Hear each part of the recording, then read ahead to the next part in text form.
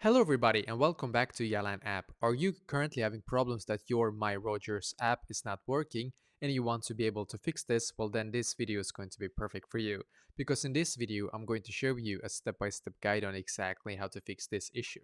So actually what I did myself is that I firstly closed my MyRogers app and instead I went into the settings app on my phone. And now on the settings app I just scroll down in here and then I clicked on general. So I clicked on general and I scrolled down in here again and I clicked on storage. And as you can see, you should now be taken to this page right here. So now we're just going to simply wait a couple of seconds for this page to completely load. And then when it's done, I'm just going to swipe up like this until I can see the search bar up top. I'm going to click on search here.